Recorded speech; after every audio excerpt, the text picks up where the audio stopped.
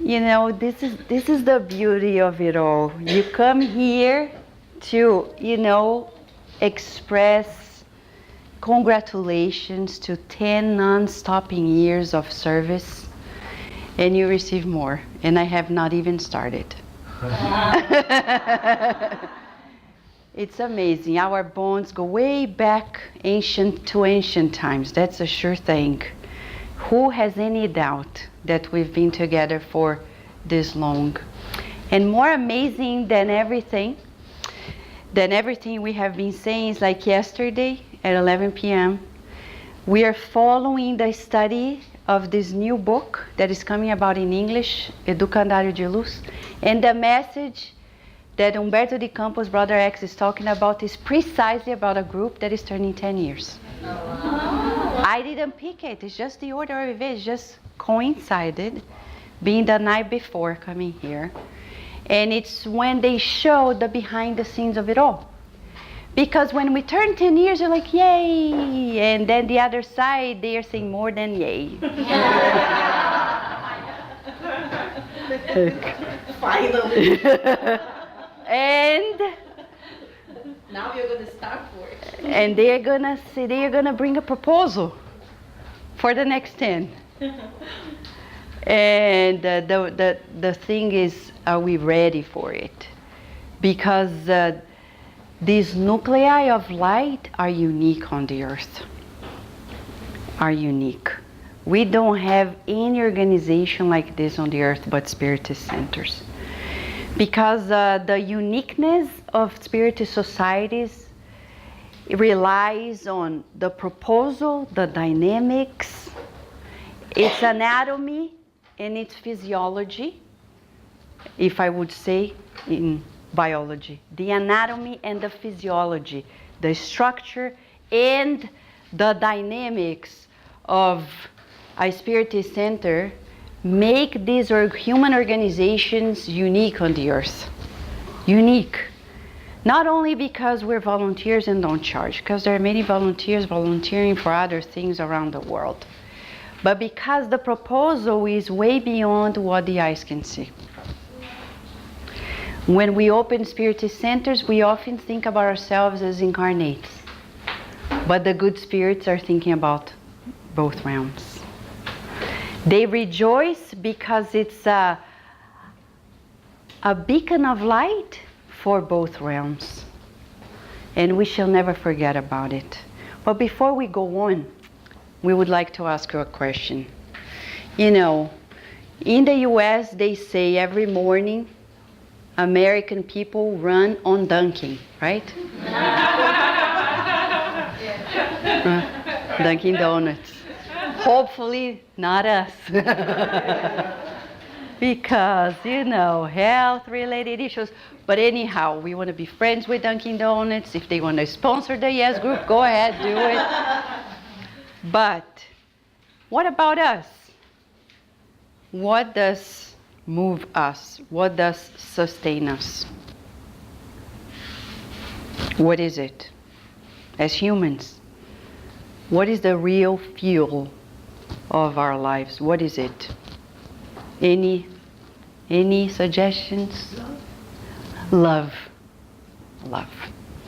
Emmanuel, in the book Thought and Life, he leaves to last the most important feature of our lives, love. He says, love, pure love, is the reflex of the Creator in all of its creatures. Pure love, he says, which means that there are other types of love that derive from pure love. Love, pure love. Okay. Pure love, just reinforcing. Pure love. That's pure love. And That's pure love. And health. Right? And health. So we all feel this inside of us. But you know, we grow, we progress, we live 1 life, 2 lives, 3 lives, I don't know how many lives. And we focus on everything. The question is, what about this pure love?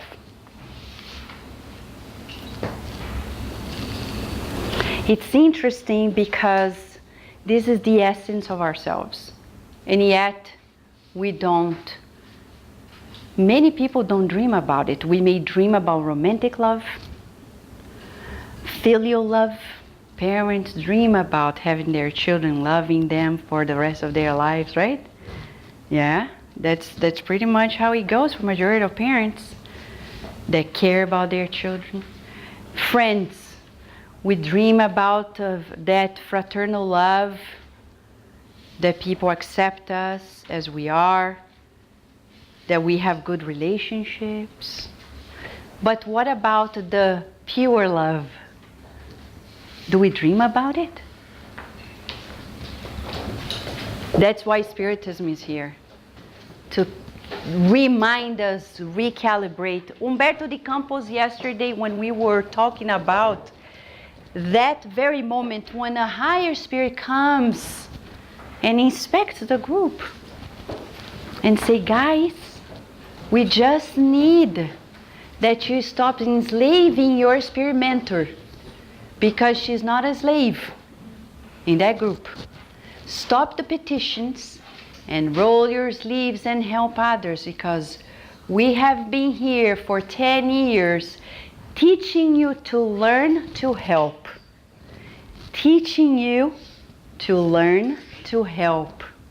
Again, teaching you to learn to help. 10 years. We come in and we learn, and then what for?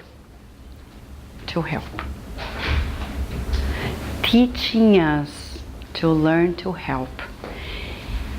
Help is a feature of this loving action. That's the only way. In that mediumistic meeting that group was having, the spirit mentor came. Every meetings, Sister Clara, the mentor, used to listen to the petitions of everybody. But that night, on the 10th anniversary, she said, tonight I'm going to ask you a favor. And everybody's like, what, a favor? She never asked for anything. That's really a good mentor. Because we probably would ask much sooner. But a good mentor serves and helps and serves and helps. And one night she said, I'm going to ask you a favor. All I want from you is that you guys, she didn't even ask for them to stand up and go anywhere. Here, think of a beautiful thing, and through your emanations, I'm going to collect these energies and bring it to somebody who is sick. Oh yes, we'll do it. Everybody close their eyes. Classic mediumship meeting. People are like, oh, I want to do it. Close their eyes. And inside of one of them, like, oh, I would love to receive a medication for my arthritis, for my gastric ulcer. And from one petition to the next, for my husband, for my son, for my sister-in-law, etc., from one to the next, externally silent, everybody during the mediumistic meeting was doing something else. When they finished that moment, the coordinator of the meeting asked, did we do it? And she said no. So next meeting, she goes to the spiritual realm, because our mentors, they are not there, they are not the sole authority. They have a group of superior spirits that they go and say, this is how we're developing there. And they said, okay, we're going to send an inspector. The inspector comes and says, Spiritism is for progress. You have been receiving much, but you're not delivering. Your spirit mentor is not a slave. That ended in Brazil on May 13th, 1888. He gave a precise date for the abolition of slavery. And said, you know enough to help others, and we shall start it. From there on, he left. He said, what else? Nothing else. This is the message for you. That spirit, the inspector, left. the meeting was adjourned, and the spirit mentor was satisfied, observing that everybody finally understood that we're here to learn, to help. Not only to learn, because that's where many people stop in Spiritism. Learn. And many people even dare to read the books in the luxury of their homes and never leave to go anywhere to multiply the talents. But this is where the parable of the talents come in. Each and every talent we receive, it's credit that we're going to be accountable for. We need to tell what we have been doing with it. Why? Because we have asked to use this and nothing else. I know people who are spiritists and they are involved in neurolinguistics and other things. And they come and say, Vanessa, I think my thing is to help the world in this way. Not exactly Spiritism, because, not everybody understands about it. And I will say, how will people get to know Spiritism if we do not have the courage to share? How did people get to know Spiritism in Brazil? Because we had courageous people who, in spite of the challenges, in small towns, which is the hardest, they faced the hardships and they kept themselves coherently and truthfully connected to that core of their lives. I go back now to my grandmother, her sisters and her brothers. Their grandfather started it all, moving from Italy to Brazil, to a city that was a village, almost like a farm. They founded the city with other families. And when they started it all, imagine, at that time, 100 years ago, beginning these efforts in the middle of nowhere, because it was nowhere, it's still almost nothing. I say this with all my kindness, but if I tell you the name of the city and you're from Brazil, you probably never heard of it, unless you were Kardec Radio at 11 p.m. And then probably South Africa, Rihanna knows more about the city than many people who live in Brazil. Yeah, the city of Itobi, in the countryside of the state of São Paulo. It's a beautiful city. I spent my childhood there, every summer vacation there. And I owe to it a lot of the learning experiences. But imagine 100 years ago. And I talk to them, the family, they're still there. They say the hardships they went through. Going to school, people were Catholic. They knew that the family was one of the few Spiritists. And every day they would, my grandmother and her sisters, they would come into the classroom and being bullied by everybody, saying, ooh, the witches are coming in. But how were they trained by their parents? Be a real Christian. If you talk to them, they're so peaceful. They never felt hurt by it. They talk about it as it's a folk tale, because it almost doesn't feel in them. They don't feel victimized or repressed. And nowadays, if you go to the city and talk about the family, people love the family because they became the most charitable force in the city. People stop by and they love the whole family because they really embraced the teachings. They looked at people who didn't understand with the eyes of kindness and said, how will they know? Why would they understand if they have never stopped by? How can I expect that they behave in a different way? What about us? We're here in the United States of America. It's not a village. It doesn't look like a village. It won't be a village. It's not a little town, especially in New York, right? New Jersey, it's beautiful. Virginia also likes New York, New Jersey, right, Virginia? And what do? It's easier for us. We can do whatever we like. People don't even know what we're doing. It's much easier. God is so good that brought us to communities that we can grow organically. Little by little, by little, by little. Like this man that I've got to know in Brazil, he bought lands and lands that, were devastated. Deforestation. And he believed in growing it organically. Since 1979, if you go there today, it's a beautiful forest. This is us. 10 years, it looks like a beautiful small forest, but the potential is there to become a beautiful Amazon, spiritually speaking, a beautiful Amazon forest that is giving life to the whole state of New York. Because we're talking about the creation of this spiritual foundation through which majority of the works are being channeled to.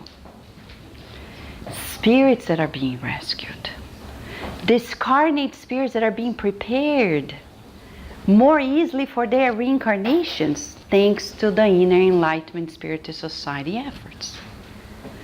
When spirits grow from wandering spirits, being homelessness, discarnating, wandering, and I'm just giving one example, being brought to mediumistic meetings, receiving the counseling, and then later being brought to the spiritual clinics, prepared for the new reincarnation. Do you think they reincarnate in better condition or not? Why? Because they reincarnate out of the traumatic moment. Many babies you can observe from the get-go when they are being born, whether or not they spend some time being prepared to reincarnate, or in their case, there was no time whatsoever. They had to be literally pushed to a new reincarnation. You can see from the gestation to the first years of life. And by noticing it, we can adjust and make sure that their childhood quickly adjusts the emotional issues so they can spend a successful reincarnation. Because everything inside of us is about the emotional. Because we are vibrating beings. Emmanuel says that first comes feelings, then thoughts, actions, words. Why? Because we vibrate naturally. We vibrate and we feel. These emotions are byproduct of these vibrations that are surfaced. We cannot do anything with them. I mean, stop it. Like, I want to stop feeling this. It's impossible. But we can manage it. And when we manage it, we can change our vibration, so then we will stop those feelings. It's not a direct connection. So when I see a baby that is just born and crying like a baby, not all babies cry like that, but some do. And I've met people who tell me, Vanessa, my baby cried the whole first year. Said, you need an award. Because how did you survive it? Especially the mother, because there is an inner connection, right? And it's like we're never off. Sometimes it's like, I want to run away. Because it's like unnerving. It's like you're on the alert all the time. So Why is that happening? Very likely, there are unresolved emotional issues that we can address. People don't know about it. We need people who go there and talk to the baby, the spirit. Everything is fine. You're welcome in this new beginning. That's the first feeling that we need to feel when we reincarnate and anywhere we go to. Like when we just got here, you're welcome.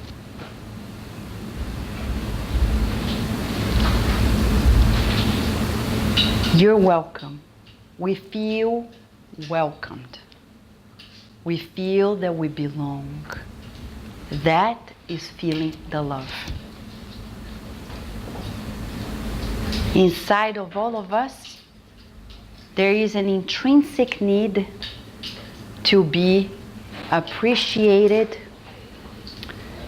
to be loved, and to be able to love.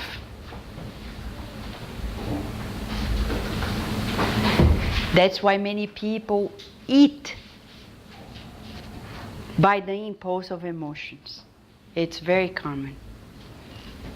It's common. It's almost like 99 point, I'm not going to say 0.9%, because what is this 0.1%? It's not even a person. But, so 99%, so one person out of 100 doesn't do it. The 99 other people, they do it. It's very common. Because when we were born, the person who is taking care of the baby also needs to feel it. But where do I get it from? And rarely we'll see mothers or fathers and fathers and fathers and mothers and mothers receiving this actually feeding that will allow the natural sustenance of the chain. And if we lack, we cannot give. And if we cannot give, that one is also not receiving, and it's perpetuated. Somebody needs to put a stop. Somebody needs to learn where the source of it all is placed. Because once we plugged in, anybody who is connected will receive it. It's like electricity. So where is the source of it all? Where is the source of this eternal love? God, do you have, is there, only a few people said it. Is it because we're still in doubt? We are working together, we are brainstorming. I'm not the creator of these messages. It's the message that the spirits gave to us and we're reasoning together. So, where is the source? Because I need to know where to plug in. God. God. G-O-D. G-O-D. God is here. Here. Anywhere. Anywhere. Thank God there is a plug anywhere. We're connected. So if my partner doesn't give it to me, I'm still connected to the source. If my mom doesn't give it to me, I'm still connected. If my boss doesn't give it to me, I'm still connected. If my brother or my sister or my spiritist fellows don't give it to me, I'm still connected. When I find that secret, life is miraculously a different story. I literally become lighter. I don't depend on anybody coming from Brazil to tell me that I'm right or wrong.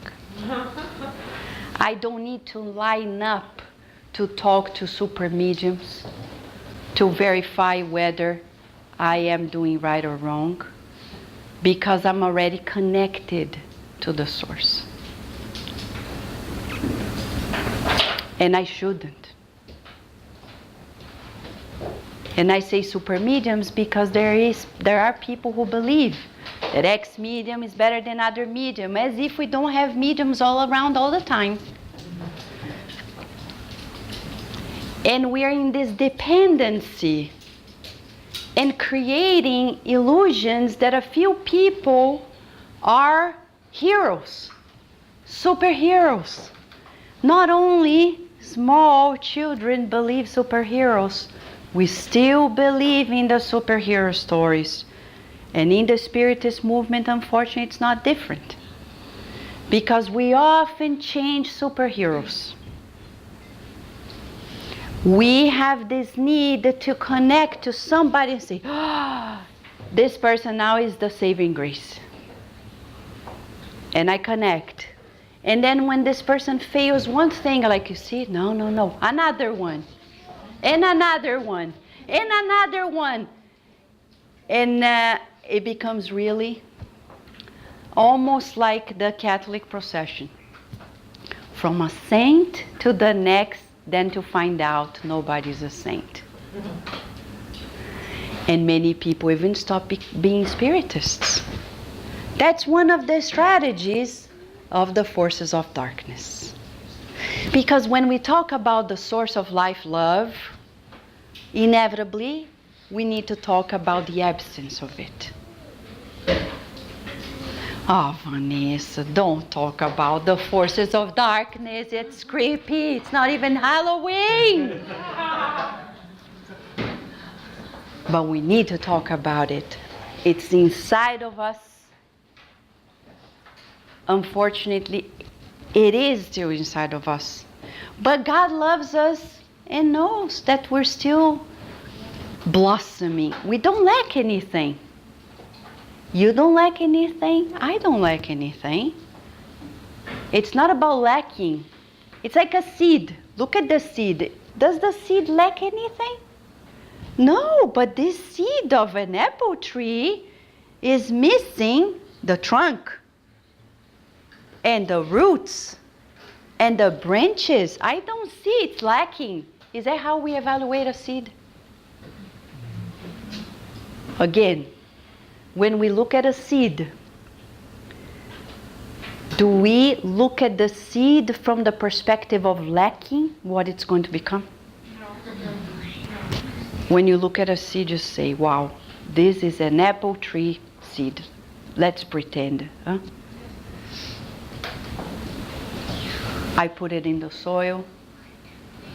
Cultivate. That's how God looks at us. We're whole, we'll be whole forever.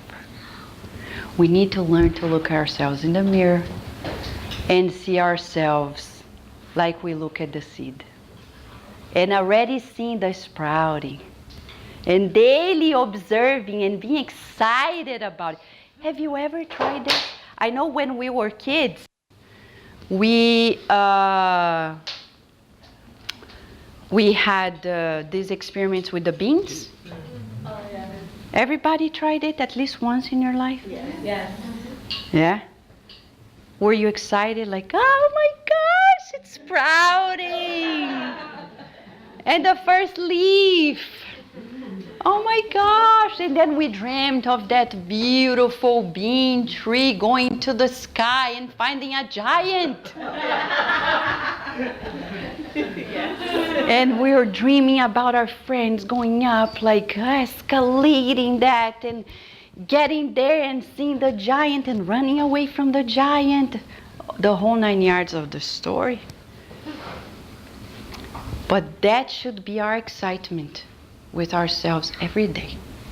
But nobody taught us that. Only Jesus. Only Jesus Christ. And I say this not in the tone of dismissing the other masters, but he was clear-cut, encouraging us to embrace our divinity, our light, our inner enlightenment. Literally. But we have not learned it yet. This is a new concept on the earth, consciously speaking, because when he came, he couldn't have told us in these practical ways because we wouldn't understand. So Spiritism comes, the universal ideas comes in different ways and bring it to us through Louise Hay. God bless her. She really deserves a long vacation, working more. Visiting the inner enlightenment, put your petitions because now she's freer, visiting us in Virginia and everywhere. But that's precisely what we need to do every day. Because we come from many lives telling ourselves, I'm not whole, I lack. I lack this, that, and the other. Finally, in this reincarnation, probably the first one, we are learning through science, through Spiritism, and the universal concepts of Spiritism that are spread out in different names, that we should cherish this whole, the fact that we are lacking nothing, but filled with potential and daily cultivate it without fear. And God is so good that one day they stopped by at Apple, but not Apple the tree, etc., but Apple the company, and said, put a camera in a phone. And they were like, what? Put a camera in a phone so people not only call, but they can take pictures and look at themselves, do selfies. And they were like, oh. They did a meeting, and everybody, whoa, that's big. Let's do it. iPhone. And now, when we need to do this exercise, I don't need anything else but to turn on the camera and say, I love and approve of myself. But we can sing, which is even easier. I love and approve of myself in ways that are pleasing to God. I love and approve of myself in ways that are pleasing to God. One more time. Love and approve of myself in ways that are pleasing to God. You see? Love and approve of myself in ways that are pleasing to God. Every day. Good job. You see? We now need to do it every day, all the time. Let's say I'm entering a job interview and we feel a little, it's natural that we feel this fear, this anxiety, because we're learning to be comfortable in everybody's, in contact with everyone. But then I tell myself, the difference between me and the interviewer is just we have different names.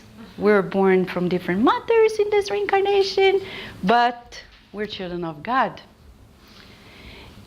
I love and approve of myself, and I hope this person does as well, does too. And, I can bring something good to them, and I can feel the good from them. That's the spirit. But I know, you may be asking, but Vanessa, let's be real. This world is not a walk in the park like Central Park, right? Literally, it is not. We know the world is convulsing, and we know the reasons why. The main reason being that this is the last call. The train is departing to the planet of the apes. And if you don't behave, you're gonna be put on this train and see you next time. Hopefully not us, but hopefully nobody. But unfortunately, some people will have to go. because they don't want to comply. They are still rebelling against the call for the regeneration. They still don't want to surrender to this love. They are resisting. When they are offered love, they're like, no, it's too much. I don't believe that's for me. And when they have to give love, they confiscate. Even Emmanuel talks about confiscation of love in some of his messages, especially in the book Living Spring.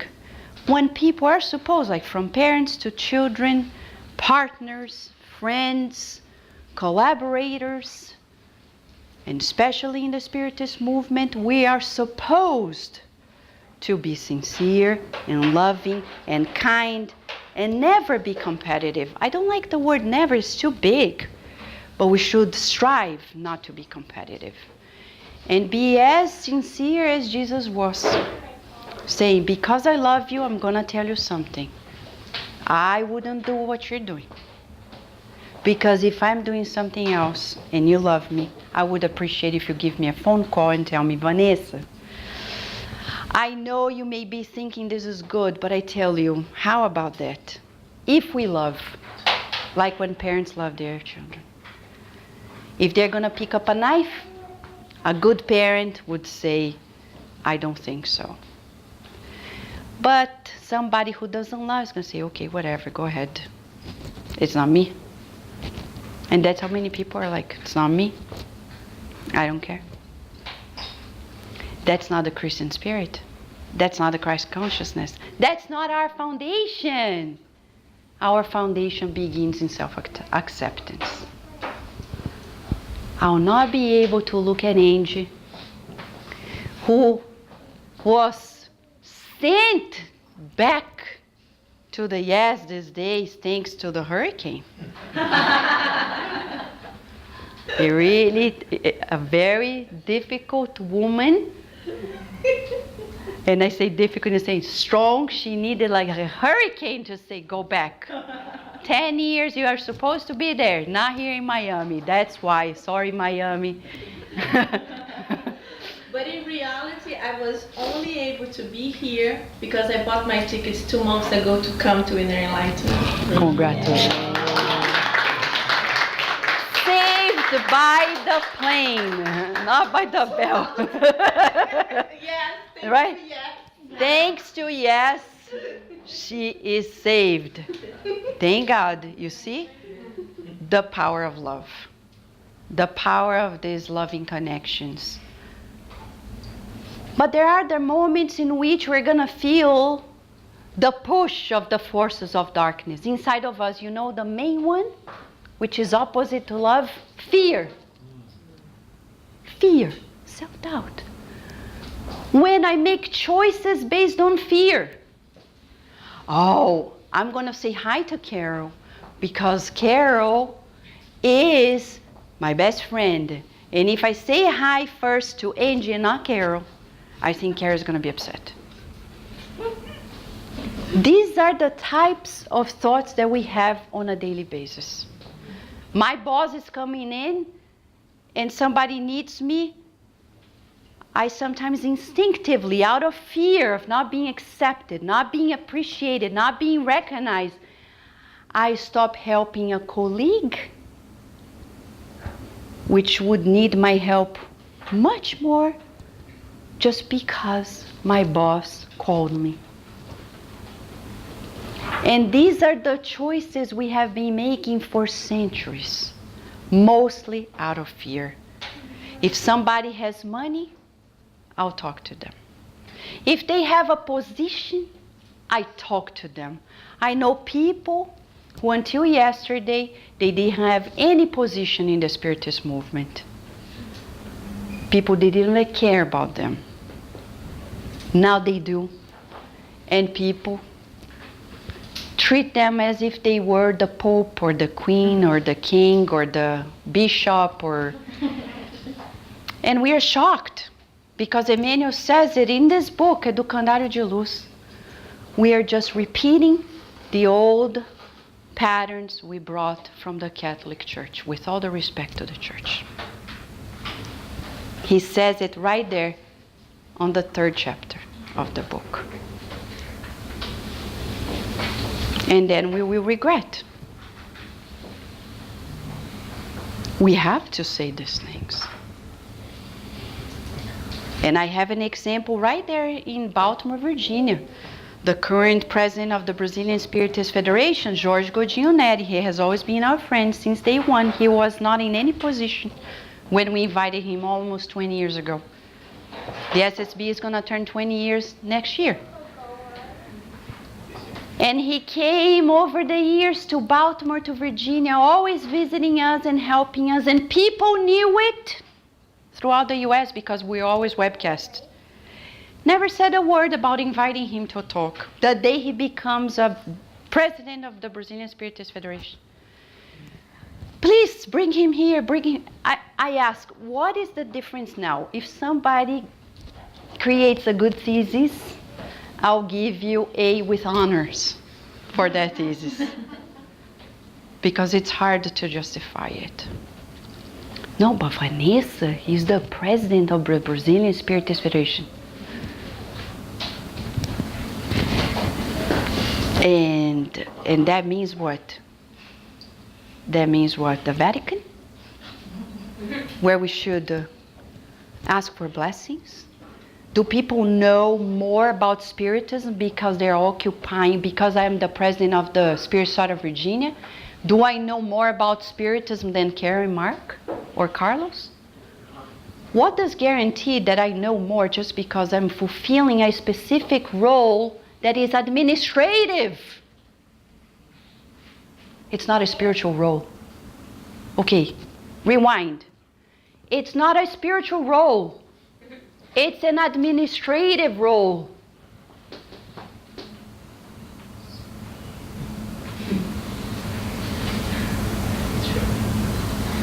We should be speechless.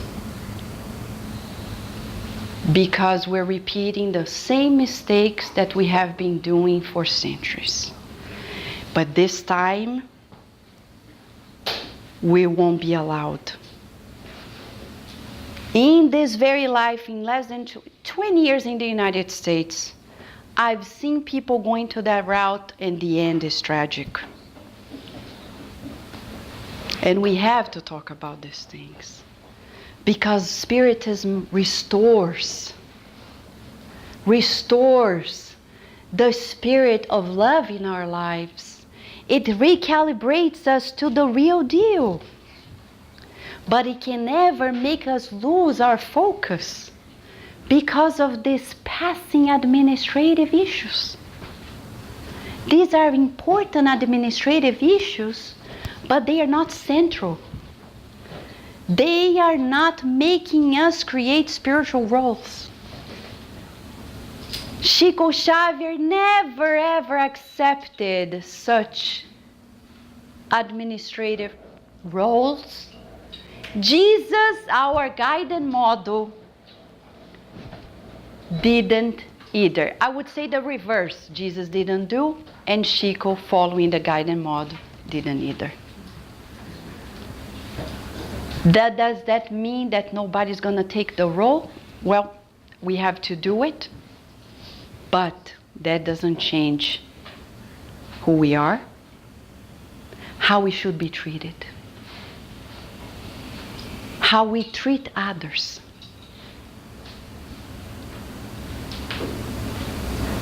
Because if we do so, we miss immediately the connection with the source of sustenance of our organization. When we start playing these games of the human passing life, and we start treating people differently or being treated differently because we occupy these XYZ positions. I remember times in which people who were very kind brought, like they made cookies, they brought to me as a president of the Spiritist Center in Virginia or Baltimore. And I felt like, I don't deserve these cookies. And I shared with people, sharing the calories too.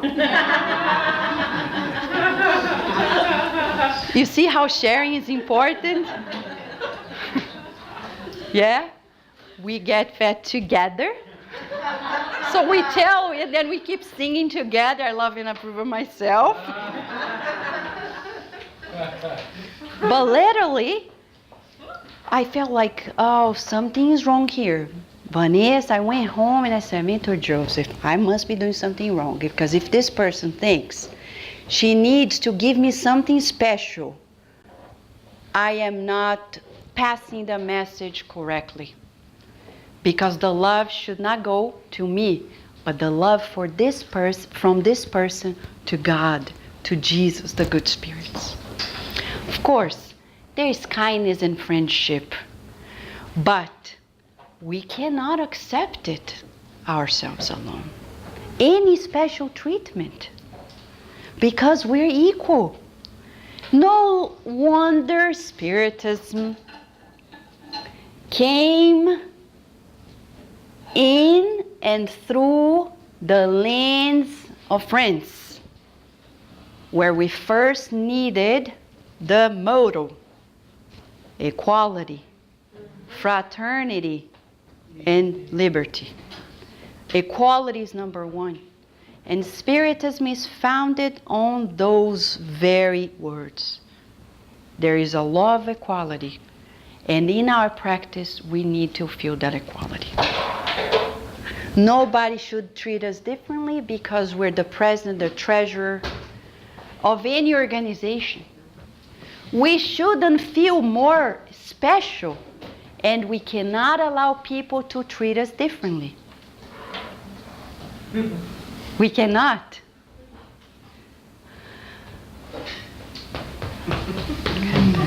She's well trained. Sorry. Inevitably, the mother is like, should I intervene or should I not? I know it's going to work out well. But we should practice, after 10 years, revisit. Are we still feeling equal in our rights, in our duties? Rights and duties. Are we being fraternal? What are we looking for when we participate? The fulfillment of these emotional needs that we all have. And I love myself in spite of it. Even when I come to the group and I would crave for people's attention, which is natural, but I say, God, I'm going to transform today this need in love that I'm going to give to more people today. And need less attention and give more attention. So I'll go to the center not thinking like, who will I talk to? What will I do? I'm going to sit here, there, anywhere, because these are human questions. We go to places and we think, because this is preservation, law of preservation. We think about this, like I'm going to go there, but I'm not going to talk to this person. Reality, huh? I'm going to meet this person. No, I don't want to talk to that person. I'm going to talk to this person. I'm going to sit next to that person. And I'm not going to say this, I'm not going to say that, because we feel protected creating that strategy. And that strategy is deeply fed by fear. Even on Facebook, I'm going to share this because I know people are going to appreciate if I do. If I share that, people are going to think that I'm going to support that person or that cause. They may not think too well of me. I'm not going to share it, even if it's good. And we perpetuate the fear-based relationships that do not allow love to take place. André Louis says, the counterpart of love is fear. When I allow love to take place, there is no fear. So when we feel fear It's an alarm sign saying, ding, ding, ding, ding, ding, ding. Open the doors to love. Ding, ding, ding, ding, ding. I'm afraid that that person is not going to be this way. It's not going to feel that way. It's not going to be appreciative. It's not going to give me the love that I need. Dling, dling, dling. It's saying, open your heart to love. Give. That's how we open. Give. Open. Then we're going to receive. If we want to give, we will receive. If we want to receive, not necessarily. We will be giving and the door's not going to be open. No wonder St. Francis said, we will receive when we give. It is in being understood being understanding that we're understood. It is in being understanding. So we need to understand, as Jesus said to Peter once, Peter, most often than not, people are more fragile than evil. It's in the book Good News. We perpetuate this church-based feelings in our organizations just because we are afraid of being who we are and being accepted for what we are. So then we perpetuate these fear-based relationships, keeping everybody with no feeling. And we end up doing even events that are named Spiritists without feeling what's happening there. Without even feeling what is happening there. I've seen people carrying children on their laps. They needed a chair. We were in a Spiritist event. People who were around didn't realize that that mother needed a chair to sit down and put her sleeping child in a comfortable position. And we were in a Spiritist event, which is paradoxical. So we need to ask ourselves, do I want to open my heart to this love? Aren't we tired of not opening that door? Majority of us are like Nicodemus. We read and study and read and hear anywhere, right? Now Facebook, wow. Mamma mia, all the time. I sometimes open Facebook and there are many live talks in many countries at the same time. It's so beautiful. And not only Spiritists, spiritualists, spiritual, and people talking about positive thinking all the time, everywhere. What were we doing with it? We need to be courageous to feel it and not be afraid of feeling it. Not be afraid. We can only feel the love when we give the love. Nicodemus came to Jesus studying like a scholar. I think we could compare Nicodemus like, Sueli Calder-Schubert in the Spiritist movement. A super scholar. She knows so much. But I'm not saying she doesn't practice. I'm just saying the comparison of how much Nicodemus knew. He was like day in, day out, day in, day out, day in, day out, studying his whole life, the scriptures.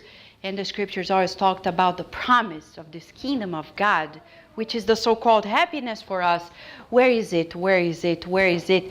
And then one day he hears that Jesus is coming about, hears about the stories of him, and says, no, according to the scriptures, yeah, this is the guy. I can tell.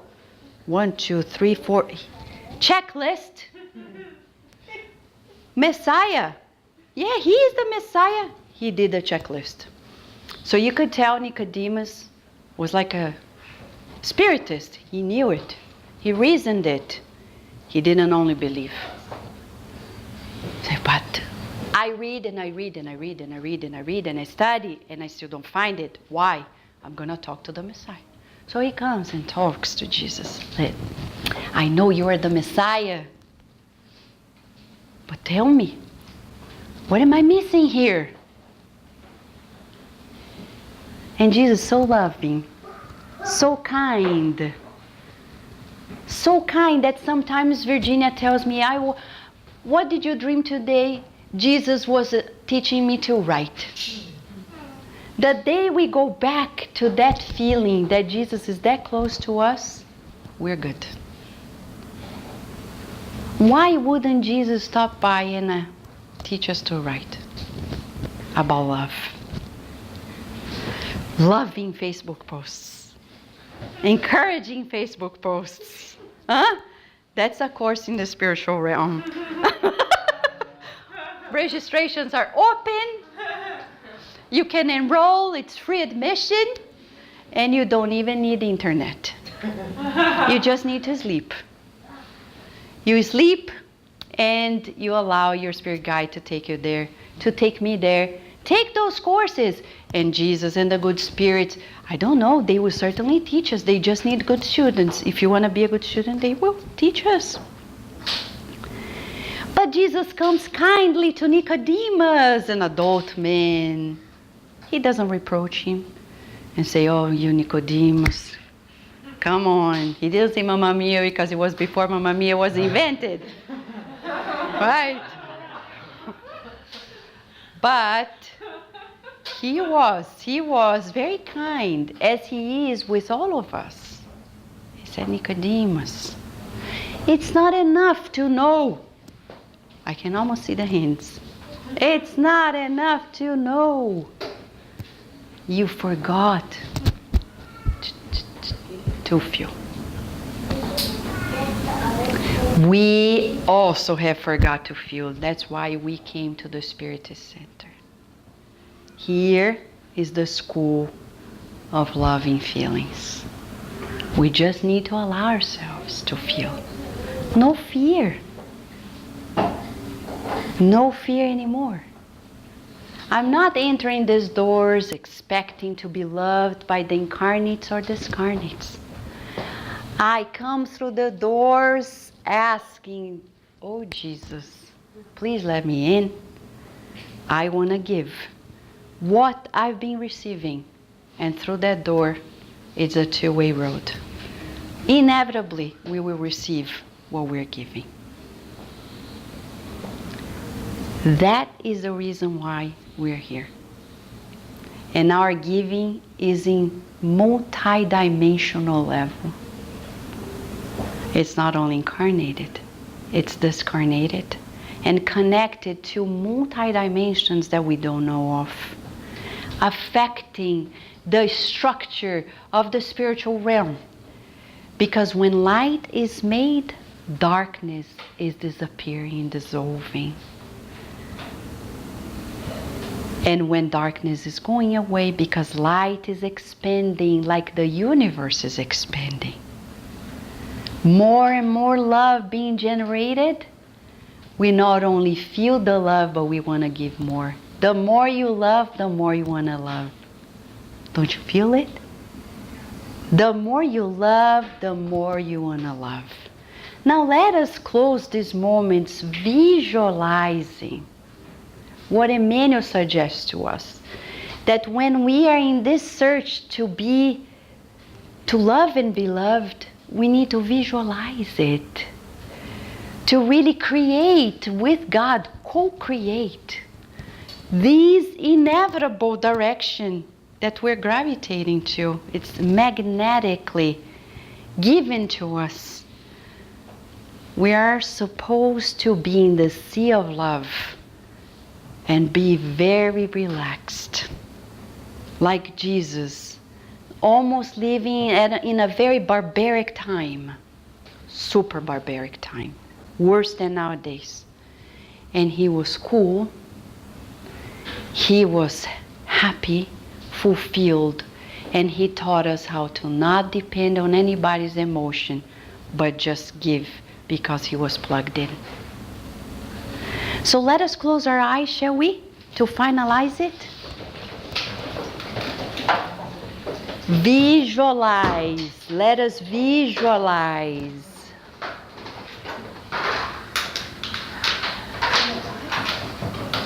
Thank you. Let us close our eyes.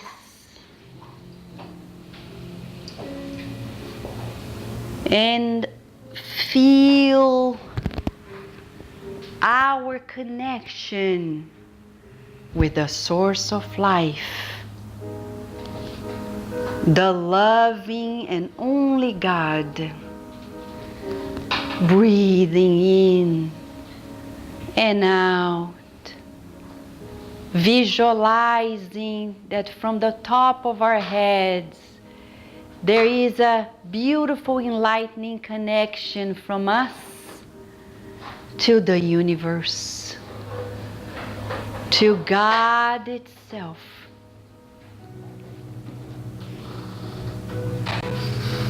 Breathing in and out. And let us visualize that this light of love that sustains our lives is being released from our hearts to all of our relationships. Visualize rays of light from your heart, harmonized, connected to everyone whom you've come to know in this life and previous lives. Let us feel it. Breathe in love. Breathe out love. As we breathe in, let's say inside of our hearts, I accept your love, God. When we breathe out, I now transfer this love to everyone in my life. Breathing in this beautiful love of God, let us say inside of our hearts, I accept your love, dear God. And when I breathe out, I transfer this love to everyone in my life. Breathing in once more. Feeling the connection with God. I accept your love, dear God. And I transfer this love as I breathe out to everyone in my life, from today to ancient times. Visualize your timeline of lives and see the light of love illuminating everything. Where there was darkness, love is made, shining its light irresistibly.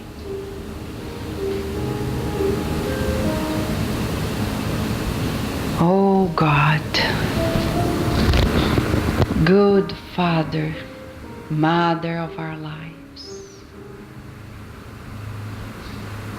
your mercy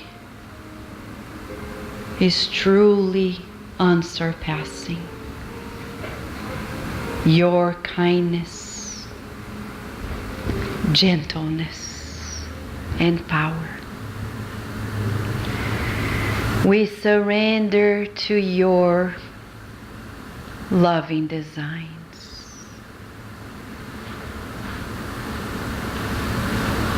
May we every day become a more loving instrument, firm and kind, loving and determined. As the role model you've given to us, Jesus Christ. In true gratitude,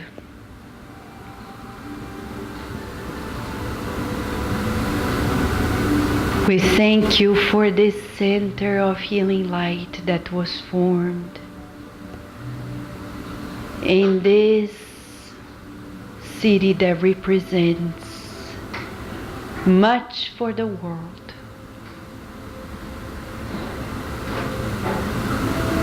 May Andrew Jackson Davis and his team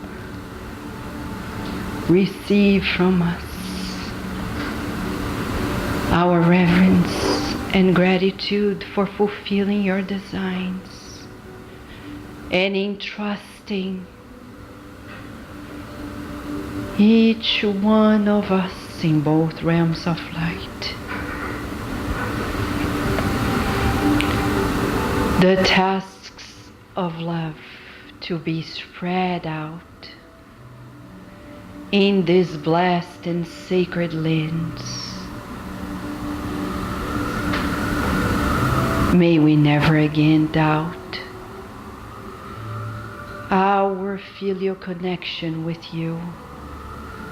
We are tired of being the prodigal children, and we here together surrender to your loving designs. May your will be done on earth in the inner enlightenment Spiritist Society as it is in heavens. So be it.